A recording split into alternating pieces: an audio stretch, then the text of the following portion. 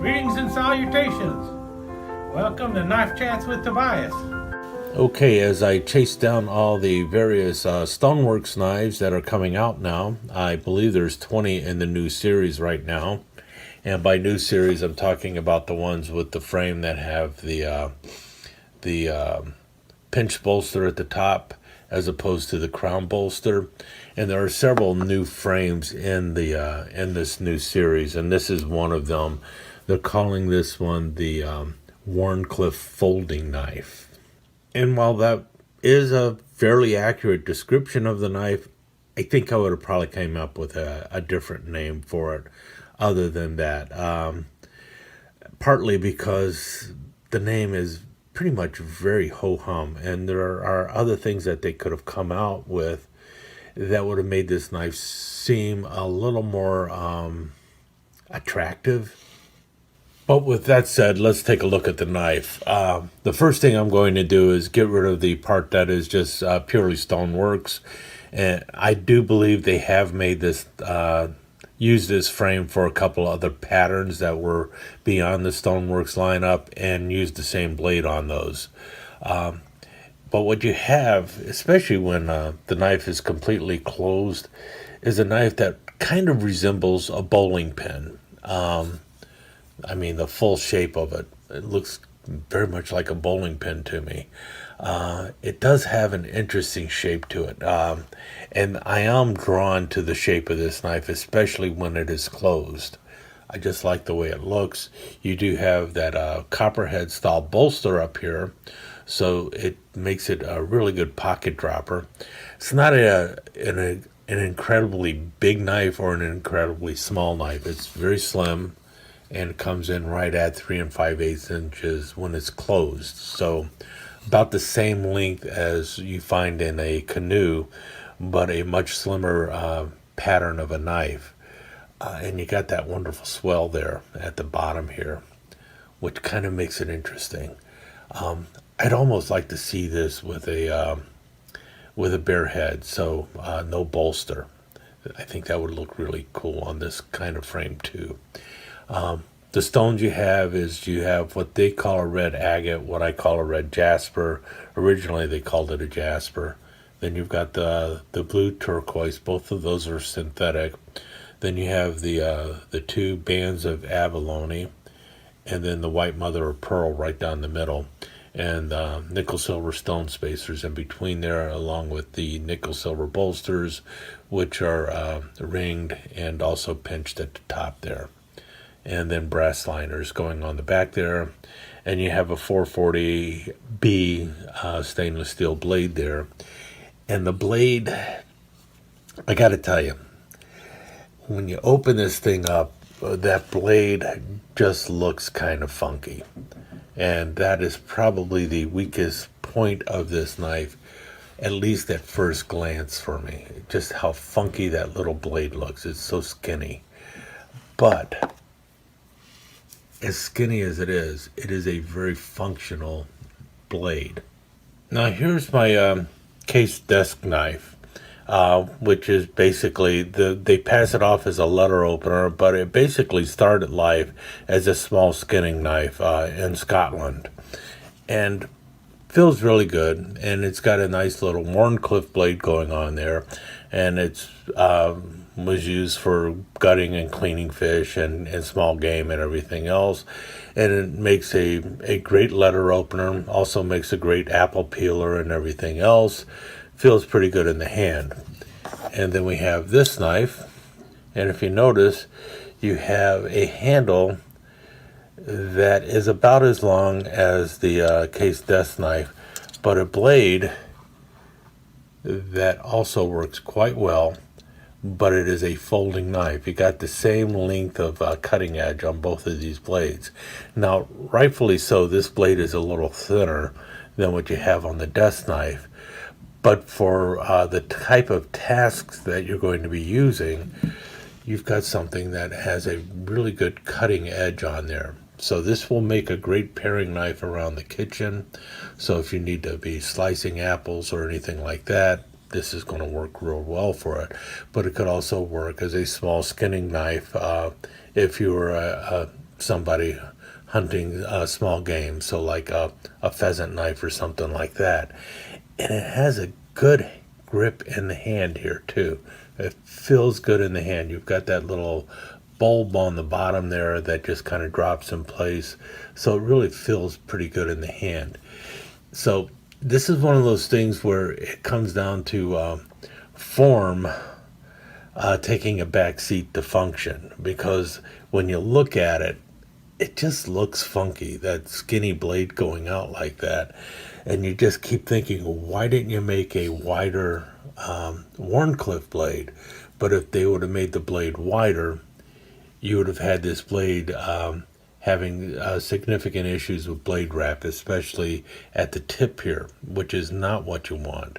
So what you have is this little Wharncliffe folder here that has a very long skinny blade, but you can actually let it fall and not worry about any blade wrap. You can see how it drops in there. The reason it drops in so far is because you have that long Wharncliffe blade. In order for it to drop that far in and have a wider Wharncliffe blade, you would have to have a shorter blade. Now, would I like to see this knife with a spear blade so that you could have a more full belly blade that would be more form-fitting for this handle? Absolutely, I'd like to see that too. But then you would have basically your just typical pocket knife and all the advantages of a spear blade, and you would have the advantages of a spear blade that the Wharncliffe blade doesn't have. But the Wharncliffe blade does have some advantages of that you do not find with a spear blade. One of them being just the ease of sharpening, because it is such a nice long shape. This one, it's a really good cutter. It's a really good slicer. It does have a thick enough spine going on. You do have the swedge that thins out the blade at the tip here a little bit, but it is a good slicer. And I have cut up some paper with it and everything else, and it's like, man, this goes through paper really well. And it's when I was doing that, the first thing I thought of is, man, is that ever going to be great for peeling an apple? And then after the next thought that came to my mind was, you know, that could be a great letter opener too. So this is going to be a great box cutter, great for slicing apples, be a nice little steak knife, things of that nature. But the blade, I got to tell you, the blade definitely looks funky. Would I like to see it with a spear blade? Absolutely. I'd love to see this frame using a spear blade so that you could have a wider belly on a blade that also did not have to worry about any kind of blade wrap or anything like that. But I also understand the reason why you have the blade that you have on this knife, because it works. It looks funky. It looks like you lost half your blade and everything, but and it looks like you have more handle than you need for such a skinny blade. And that might be true, especially the part of having more handle than you need for a skinny blade. But at the same time, because you have a little beefier handle going on, you have a bit better control of holding this knife than you would if you had a skinnier handle. So, especially with the bulk at the back here, gives you a nice little weight. It drops it into the hand really well. So I like the way it feels in the hand. I like the way it functions, but I got to tell you, it is kind of funky looking. But at the same time, I've got funkier looking knives that I also like. So kind of happy I've got it. I don't know if I would have bought it. Actually, I know I would not have bought this in another series. I just wouldn't have. I would have looked at that funky blade and passed on it. I just would not have grabbed it simply because of the way it looks. But now that I have actually used it and seen how it works and everything, I have at least gained a little more respect for the frame and the way the blade is and everything. But yeah, it is definitely a little funky looking, but at the same time, it is pretty interesting. And I'm happy to have it. Partly because, well, I'm trying to get everything in the StoneWorx series, so it works well in the StoneWorx series, and that is one of those things that I have mentioned. One of the cool things about when you go to collect an entire series of knives, there are going to be some knives that you come across that you would not normally buy, but you buy them to complete the series, and sometimes those knives surprise you. It's a knife that you looked at and you go, no, that just absolutely is dreadful. I don't know why they did what they did. But then you gain a new respect for the knife. And I have definitely gained a new respect for this knife. And it might be something I seek out a little bit more. Would I like to see it with a spear blade also? Absolutely. But at least I get this one now. I understand why the blade is the way the blade is. And hopefully you also kind of understand why this skinny blade is on this big chunky handle. In any case, I will let you go now. Stick around for some slides. To date, Rough Rider has had at least 4 other of the Wharncliffe folding knives. The first was the RR1675 Black Widow.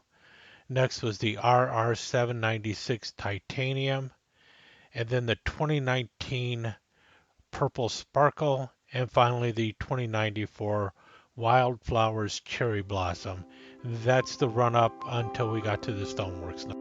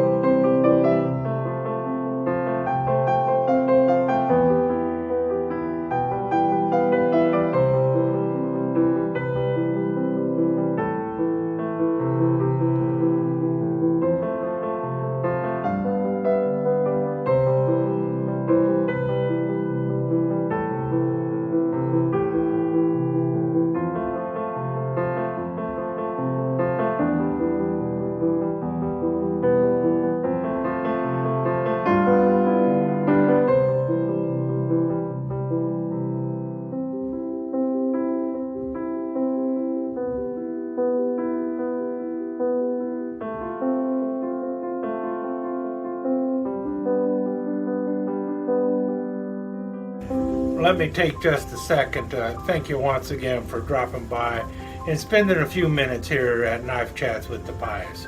I really do appreciate it, and I do appreciate any comments that you leave.